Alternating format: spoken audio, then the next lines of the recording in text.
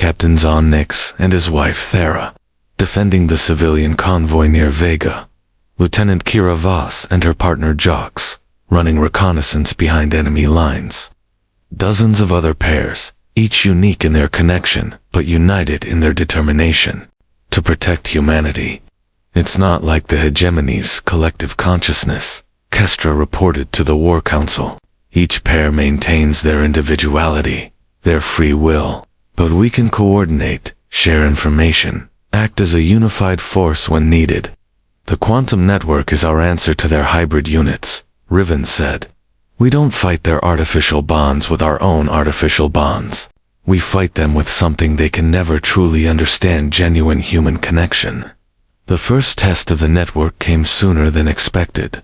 Hegemony forces, led by their new hybrid units, launched a coordinated attack on the refugee fleet.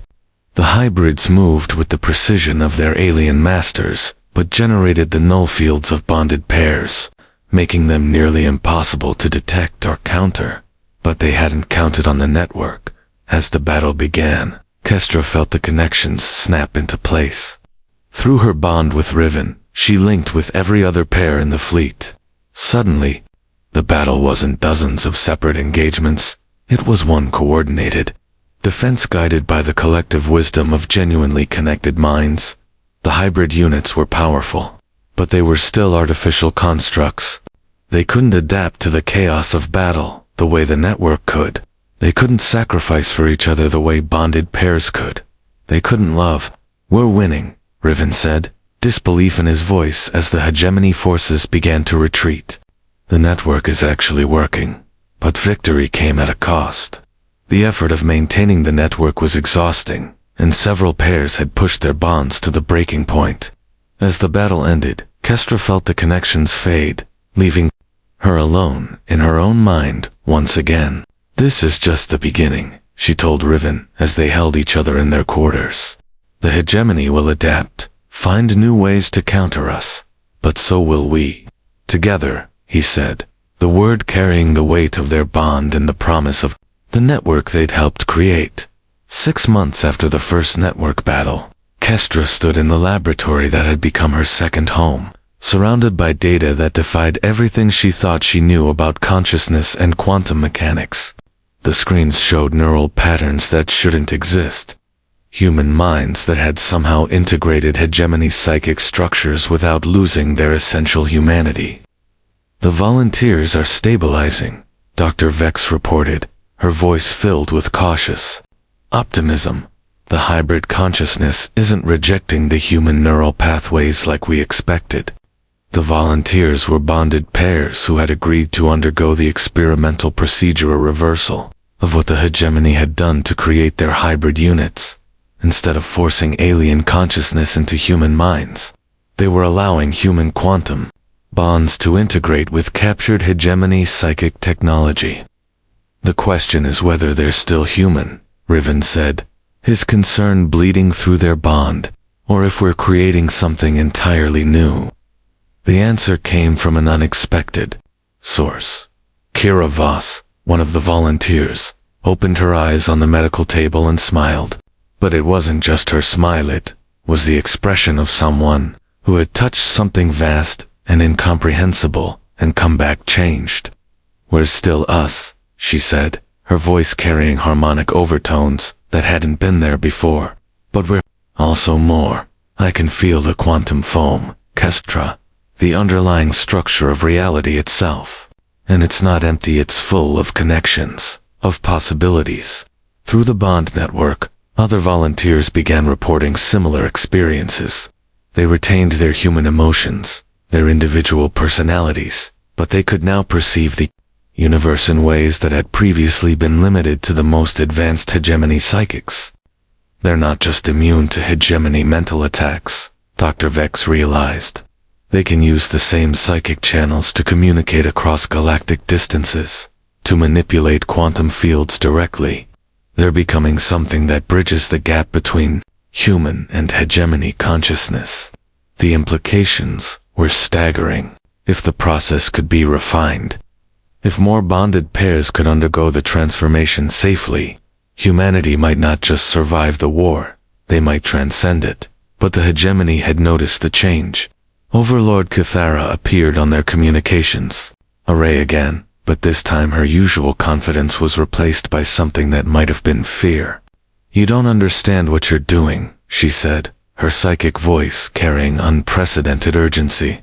"The barriers between dimensions exist for a reason. Your hybrid consciousness is weakening the quantum membrane."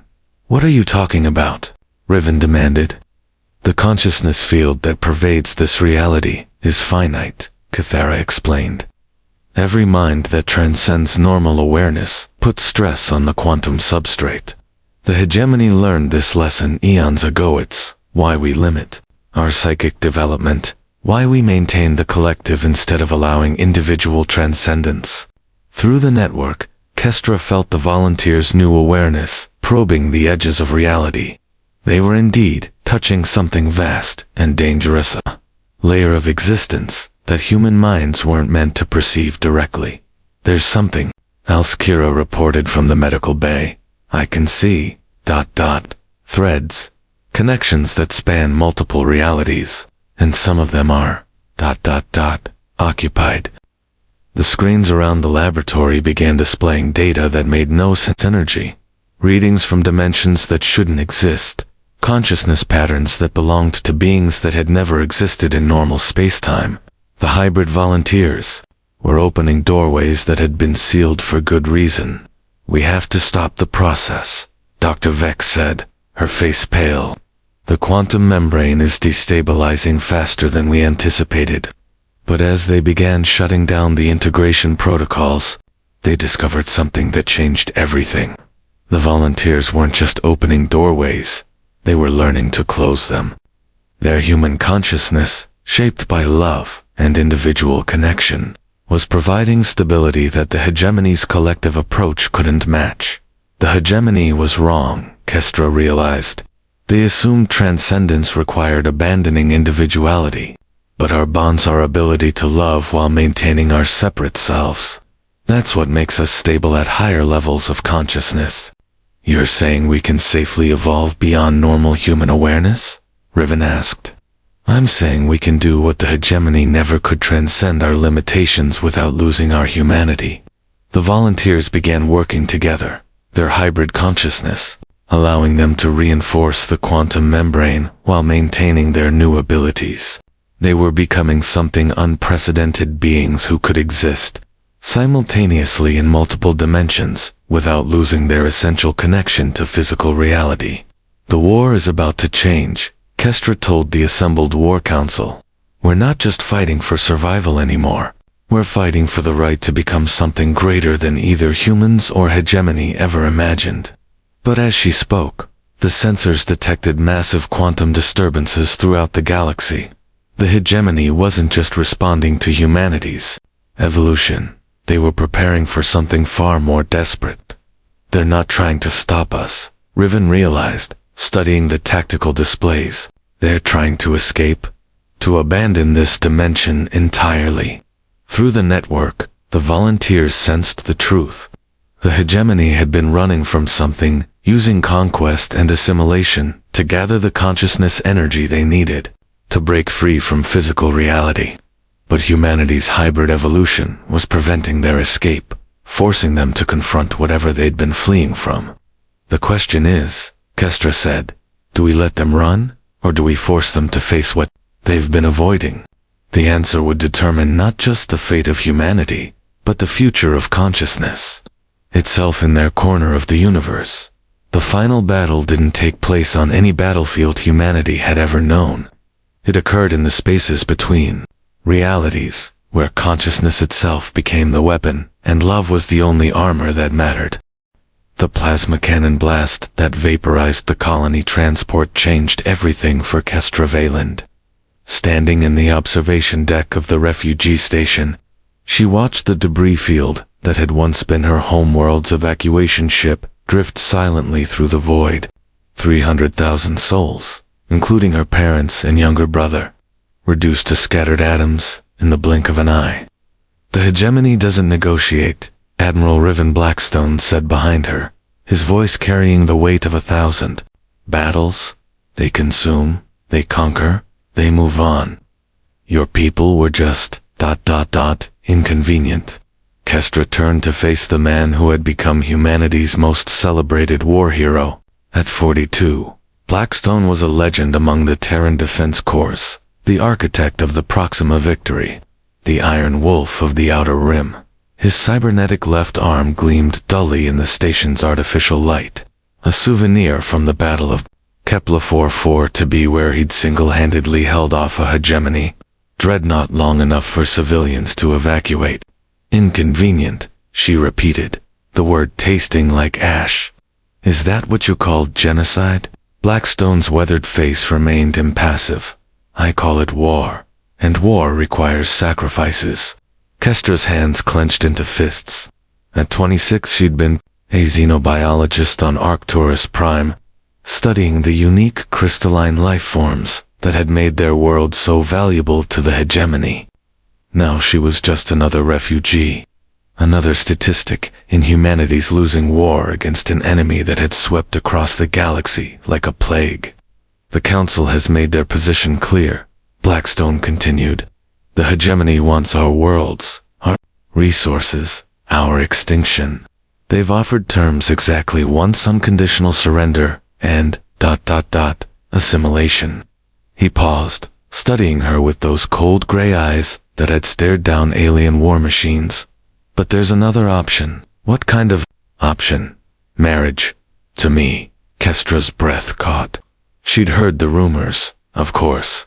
The hegemony's most powerful psychic caste, the Vexhani, had a weakness: they couldn't penetrate the minds of bonded pairs. Something about the quantum entanglement of human consciousness when two people truly connected made them invisible to hegemony mind probes. It was humanity's only real advantage in a war they were losing badly. You need a wife who can't be compromised, she said slowly. Someone with security clearance who can access sensitive information without risk of mental infiltration. Your background in xenobiology makes you valuable. Your clearance level gives you access to classified research, and your situation ... makes you motivated. Blackstone's expression softened slightly. I'm not asking you to love me, Dr. Valen. I'm asking you to help me save what's left of our species. Kestra looked back at the debris field, at the scattered remains of everyone she'd ever loved. The hegemony had taken everything from her family, her home, her future, but maybe, just maybe, she could take something back. What makes you think we can form the kind of bond the Vexhani can't break? She asked. For the first time, something that might have been vulnerability flickered across Blackstone's features. Because we're both broken, Dr. Valand, and sometimes, broken things fit together in ways that make them stronger than they ever were whole. 3 days later, Kestra Valand became Kestra Blackstone in a ceremony attended by the entire War Council. It was a marriage of convenience, a strategic alliance wrapped in the pretense of romance. Neither of them expected it to become anything more. They were both wrong. The Terran Defense Corps' flagship Retribution was a floating city of steel and purpose, its corridors humming with the controlled chaos of humanity's last stand. Stro had been aboard for 3 months, and she still felt like an intruder in the military world her husband commanded. The hegemony's next target is the Centauri cluster. Admiral Blackstone Riven, she was supposed to call him Riven, now said, during the morning briefing. 17 colonies, 40 million civilians. We have 6 days to evacuate them before their fleet arrives. That's impossible, Colonel Voss protested.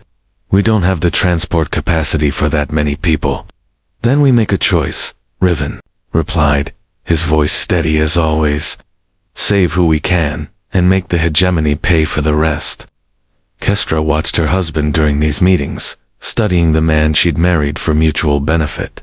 He carried the weight of humanity's survival on his shoulders, making decisions that would haunt lesser men. Yet he never wavered, never showed weakness. It was admirable and terrifying in equal measure. Later, in their shared quarters, she found him staring at a holographic display of the Centauri cluster. Each world pulsed with a soft blue light, 40 million heartbeats reduced to data points. "You can't save them all," she said quietly. "No, but I can try." He turned to face her, and, for a moment, the mask slipped. She saw the weight of every life lost, every world burned, every choice that had led to this moment. "Do you know what the worst part is, Kestra? It's not the dying. It's the knowing that every death, every sacrifice, might be for nothing." Without thinking, she reached for his hand. The contact was electric, not metaphorically, but literally. A spark of energy jumped between them, and suddenly she could feel his emotions as clearly as her own. The crushing responsibility, the desperate hope, the growing attachment to her that he'd been trying to suppress. "Riven," she whispered, and he could hear the wonder in her voice. "I can feel you." The quantum entanglement was beginning. Scientists had theorized about it for decades. The way human consciousness could become intertwined through deep emotional connection. It was the foundation of humanity's resistance to hegemony mind probes, but no one truly understood how it worked. "The neural link," Riven breathed. "It's actually happening." Over the following days, the connection deepened. Kestra found herself anticipating his thoughts, feeling his presence even when he wasn't in the room. During battle simulations, she could sense his tactical instincts, his ability to see patterns in chaos. In return, he absorbed her scientific mind, her way of breaking down complex problems into manageable components. The hegemony attacked the Centauri cluster exactly when predicted.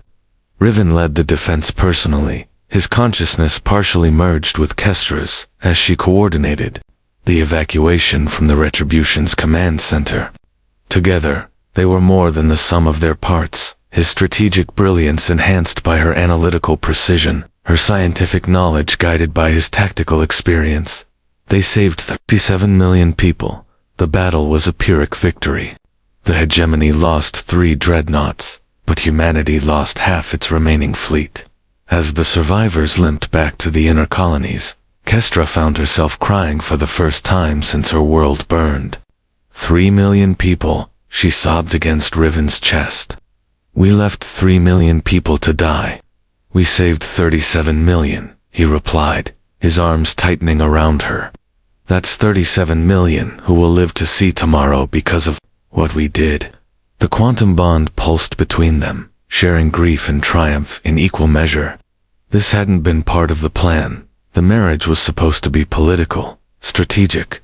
But somewhere between the wedding ceremony and this moment, something real had taken root. "I love you," she whispered, the words slipping out before she could stop them. "I know," he replied, and through their connection, she felt the truth of his own feelings. "God help us both, but I love you too." In the darkness of space, surrounded by the wreckage of war, 2 broken people discovered they could indeed be stronger together than they'd ever been apart.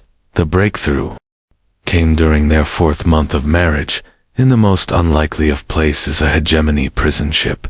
The intelligence had been too good to ignore.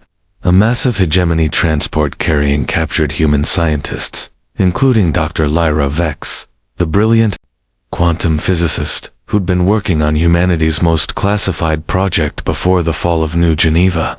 Riven had insisted on leading the rescue mission personally, and Kestra had refused to be left behind.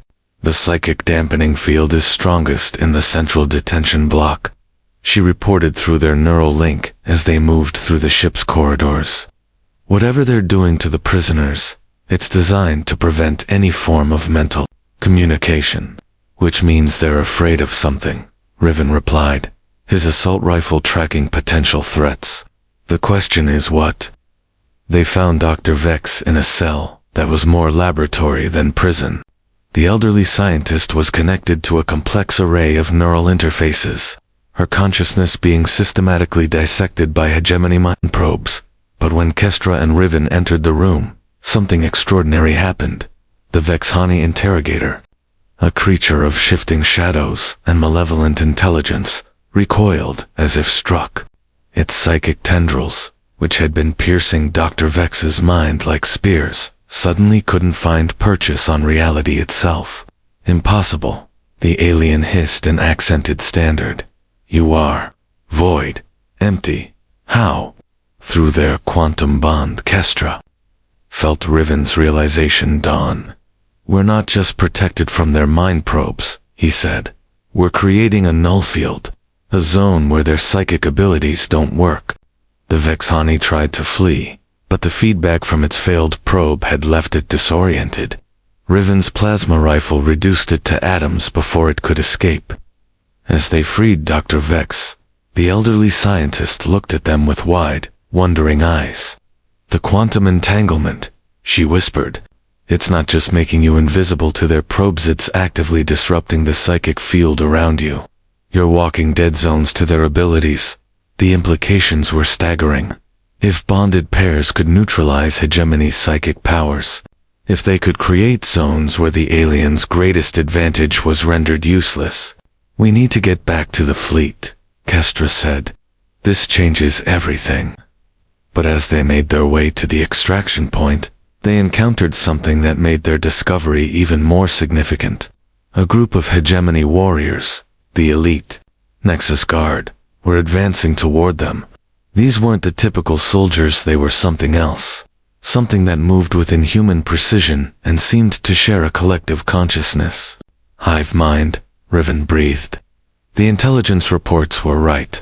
They're developing a collective consciousness to replace individual thought.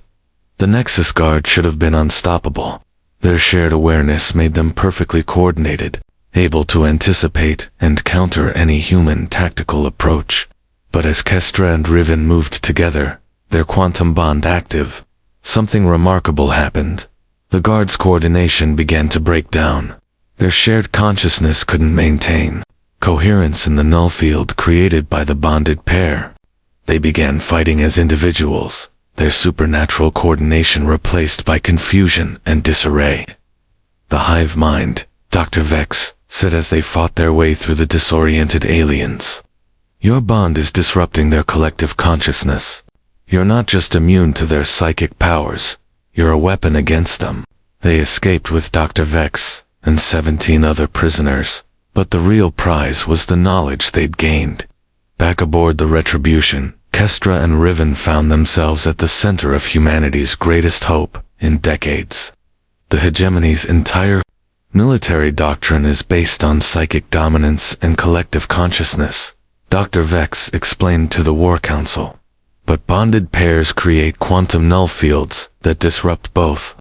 If we can create enough of these pairs, deploy them strategically, we might actually have a chance, Riven finished. But as they began planning humanity's counteroffensive, Kestra felt a chill that had nothing to do with the ship's climate control. Through their bond, she sensed Riven's growing certainty about what this discovery meant. You're thinking about the cost, she said when they were alone. About what we'll have to ask of people. Love can't be manufactured, he replied. Real quantum entanglement only happens between people who genuinely care for each other. We're asking people to fall in love on command, to risk everything for someone they barely know. The way we did. He pulled her close, their bond humming with shared emotion. But we were lucky, Kestra. We found something real. Not everyone will. In the days that followed, they watched as the military began implementing Project Quantum Bond, a program designed to create as many bonded pairs as possible through accelerated relationship protocols. It was clinical, efficient, and utterly without the organic connection that had made their own bonds so powerful. The first test missions were disasters. Artificial bonds failed under pressure, leaving teams vulnerable to hegemony psychic attacks. It became clear that their discovery, while revolutionary, couldn't be easily replicated. We're not just fighting a war anymore, Kestra realized. We're fighting for the right to love on our own terms. The hegemony's response to humanity's discovery was swift and merciless. Within 2 weeks of the prison ship rescue, they had deployed psychic reburst specialized units designed specifically to hunt bonded pairs. Their learning, Riven said as he studied the tactical reports. Each attack is more coordinated than the last. They're developing countermeasures. The Retribution shuddered as another wave of hegemony fighters strafed their position. They'd been running for 3 days now, ever since the disaster at Kepler Station. The hegemony had set a trap, using false intelligence to lure and bonded pairs from across the fleet. 12 teams had been killed, their quantum bonds severed by weapons that seemed to target the very connection that made them effective. Incoming transmission from the Nexus Prime, Communications Officer Dane reported. It's Overlord Cathara herself. The holographic display activated, revealing the hegemony's supreme commander.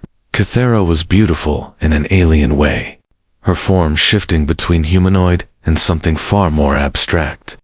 Her voice resonated with psychic power that made the bridge crew wince. "Admiral Blackstone," she said, her mental voice carrying undertones of amusement.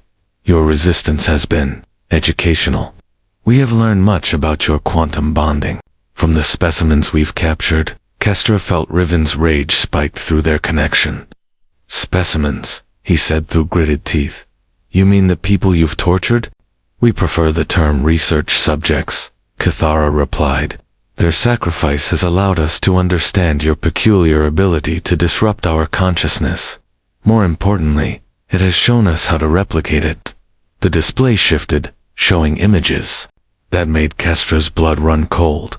Hegemony scientists were experimenting on captured humans, trying to artificially create quantum bonds. But worse than that, they were somehow bonding with the humans themselves, creating hybrid consciousness that merged alien psychic power with human quantum entanglement. "Impossible," Dr. Vex whispered from her position at the science station. "The neural structures are completely incompatible." "Nothing is impossible with sufficient motivation," Cathara said. "We have created the first generation of hybrid consciousness units. They retain the null field generation of your bonded pairs, but serve our will, absolutely. Your advantage has become our weapon." The transmission ended, leaving the bridge in stunned silence. Humanity's greatest hope had been turned against them. But as Kestra processed the implications, she felt something stirring in her mind, not her own thoughts, but an echo of something larger. "Riven," she said quietly, "I'm sensing something. Other bonds. Lots of them. Through their quantum connection." She was becoming aware of other bonded pairs across the galaxy. It was faint, like distant music, but it was there. Couples who had found real love in the midst of war, whose connections had deepened beyond anything the hegemony could replicate. "The network," Dr. Vex said, her voice filled with wonder. "Theoretical quantum physicists have speculated about it for decades. If enough bonded pairs exist in close proximity, their quantum fields could resonate, creating a collective consciousness that spans multiple pairs. A human hive mind," Riven realized, "but one based on love instead of domination." Over the following hours, as the Retribution continued to flee the hegemony pursuit, Kestra found herself at the center of something unprecedented. Through her bond with Riven, she was connecting with other pairs across the fleet. Not just sensing them, but communicating with them, sharing thoughts and emotions across vast distances. Kestra floated in the quantum void, her hybrid awareness allowing her to perceive the true scope of the conflict. Through the network, she was connected to every bonded pair in the galaxy, thousands of couples whose love had been forged in the crucible of war and tempered by the fires of transcendence. "I can see them," she whispered to Riven through their bond. "The things the hegemony has been running from. They were vast, ancient, and utterly alien beings of pure consciousness that had existed since the first quantum fluctuations gave birth to the universe. They had been the original architects of reality, but something had gone wrong. Their perfect unity had become stagnation. Their omniscience had become obsession with control. The predecessor entities," Kithra's voice echoed through the dimensional space. "They seek to return reality to its original state, perfect order, perfect unity, perfect death. The hegemony has spent millions of years gathering the consciousness energy needed to escape their notice. By consuming every other thinking species in the galaxy, Riven accused. By surviving, Cathara replied. But your evolution has made escape impossible. Your hybrid consciousness creates quantum anchors that bind us to this dimension. We cannot flee, and we cannot fight them alone. The predecessor entities were stirring, their attention drawn by the disturbances in the consciousness field. Through her enhanced awareness, Kestra could feel their vast minds turning toward the galaxy like searchlights, seeking the source of the quantum disruption. They're coming, she announced to the network. And when they arrive, they'll try to reset every conscious mind in the galaxy to their original template. The response was immediate. Every bonded pair in the network began linking their consciousness, creating a web of quantum entanglement that spanned the entire galaxy. But they weren't just connecting with each other, they were reaching out to the hegemony as well. What are you doing? Cathara demanded. Something you never learned how to do, Kestra replied. We're choosing to trust. The hybrid volunteers were the key. Their consciousness existed in both human and hegemony states simultaneously, making them perfect bridges between the two species. Through them, the network began incorporating hegemony minds not as slaves or subjects, but as equals in a shared struggle for survival. This is impossible, Cathara said, but her mental voice carried wonder as well as disbelief. Our species are incompatible. We cannot share consciousness without one dominating the other. You're right, Riven said. If we tried to create a collective consciousness, it would fail. But we're not creating a collective, we're creating a community. Every mind remains individual, but we choose to work together. The first predecessor entity manifested at the edge of the galaxy, its presence causing stars to flicker and planets to shift in their orbits. It was beautiful and terrible, a being of such perfect order that reality itself seemed to crystallize around it. Anomaly detected. Its voice resonated through every conscious mind in the galaxy. Chaos patterns require correction, initiating consciousness reset. The attack began instantly. The predecessor entity's influence spread like a wave, attempting to override every individual mind and replace it with its own perfect template. But as it reached the network, something unprecedented happened. The attack was absorbed, transformed, and reflected back, not as a weapon, but as an offering. We're not fighting it, Kestra realized. We're showing it what it's lost. Through the network, billions of minds were sharing their experiences of love, loss, hope, and despair. The predecessor entity was being exposed to the full spectrum of individual consciousness, not as chaos to be corrected, but as beauty to be celebrated. Incomprehensibly, the entity said, its voice carrying the first uncertainty it had experienced in eons. Order. Incomplete. Order without chaos is death, Kestra replied, her voice carrying the weight of the entire network. Unity without individuality is emptiness. You can't have perfection without imperfection to define it. The entity paused, its vast mind processing concepts it had forgotten since the dawn of time. Through the network, other predecessor entities began to manifest, drawn by the novel experience of encountering minds that were neither perfectly ordered nor completely chaotic. Collaboration instead of domination, another entity observed. Unity, preserving diversity. Pattern previously unknown. The hegemony minds in the network were changing too. Exposed to human concepts of individual love and choice, they began to question their own collective existence. But instead of fragmenting into chaos, they were learning to maintain unity while embracing diversity. This is what we should have become, Cathara said, her consciousness fully integrated into the network now. Not a collective that destroys individuality, but a community that celebrates it. The transformation spread beyond the network, beyond the galaxy itself. The predecessor entities, faced with proof that order and chaos could coexist in beautiful harmony, began to remember what they had once been, not perfect beings, but beings capable of growth and change. The universe is large enough for all of us, Kestra said, as the battle that had never truly been a battle came to an end. Perfect order and beautiful chaos, ancient wisdom and young hope. We don't have to choose between them, we can choose to embrace them all. In the quantum void, she felt Riven's presence, their bond stronger than ever, but no longer limited to just the two of them. They were part of something larger now, a network of consciousness that spanned species, dimensions, and the very fabric of reality itself. So what happens now? Riven asked.